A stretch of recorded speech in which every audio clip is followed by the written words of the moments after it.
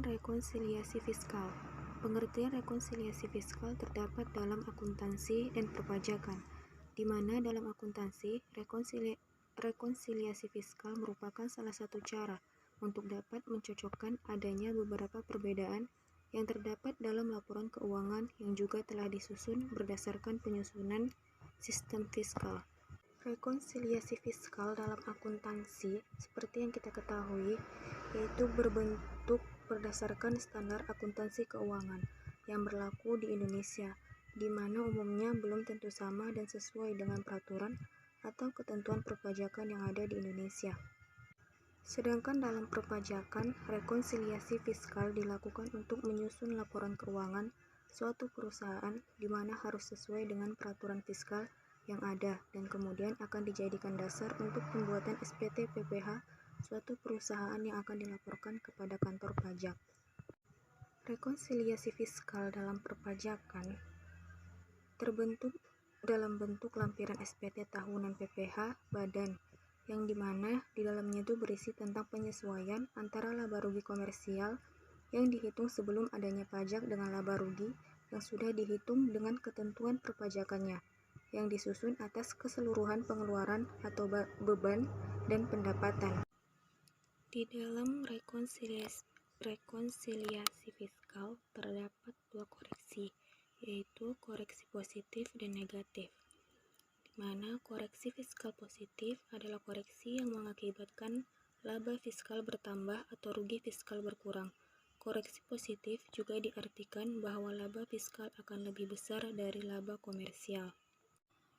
Koreksi fiskal positif biasa terjadi dikarenakan adanya penyebab beberapa hal, di mana adanya biaya yang dibebankan untuk kepentingan wajib pajak itu sendiri, adanya imbalan sehubungan dengan pekerjaan ataupun jasa, adanya dana cadangan, adanya pajak penghasilan yang terjadi, adanya sebagian atau keseluruhan harta yang dihibahkan, adanya gaji yang dibayarkan langsung kepada pemilik, serta terjadinya selisih penyusutan atau amortisasi komersial. Kedua, koreksi fiskal negatif, yaitu koreksi yang mengakibatkan laba fiskal berkurang atau rugi fiskal bertambah, yang diartikan juga bahwa laba fiskal lebih kecil dari laba komersial.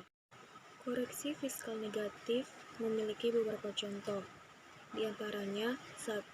Pendapatan dari undian atau hibah, 2. Pendapatan yang diperoleh dari transaksi saham, 3. Pendapatan dari pengalihan aset kekayaan, 4. Pendapatan dari tabungan dan deposito atau bunga, 5. Serta pendapatan yang tidak termasuk objek pajak. Ada beberapa hal yang menyebabkan terjadinya koreksi fiskal positif dan koreksi fiskal negatif. 1. Adanya selisih yang terjadi di antara komersial yang ada di bawah penyusutan fiskal. 2.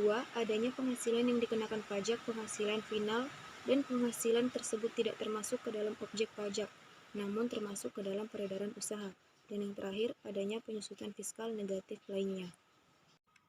Dalam rekonsiliasi fiskal terdapat dua jenis rekon yang dibagi berdasarkan perbedaan secara komersial dan fiskal, yaitu beda tetap dan beda waktu, di mana beda tetap adalah rekonsiliasi beda tetap yang merupakan rekonsiliasi yang terjadi akibat adanya perbedaan antara laba kena pajak dengan laba akuntansinya sebelum pajak yang timbul akibat transaksi yang tidak akan terhapus dengan sendirinya pada periode lain menurut Undang-Undang Perpajakan. Rekonsiliasi fiskal beda tetap ini terjadi disebabkan adanya transaksi yang sudah diakui oleh wajib pajak sebagai penghasilan atau biaya yang sudah sesuai dengan standar akuntansi keuangan yang berlaku.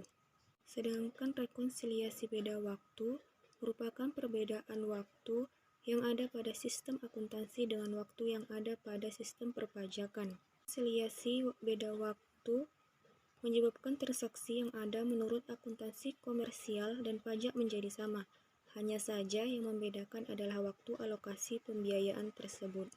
Adapun tahapan melakukan rekonsiliasi fiskal terdapat dalam 4 bagian, yaitu pertama, mengetahui penyesuaian fiskal yang dibutuhkan, yang kedua, menganalisis elemen penyesuaian agar menentukan pengaruh elemen terhadap laba usaha dikenakan pajak, Yang ketiga, mengoreksi fiskal, yakni memantau angka koreksi fiskal berdasar positif dan negatif.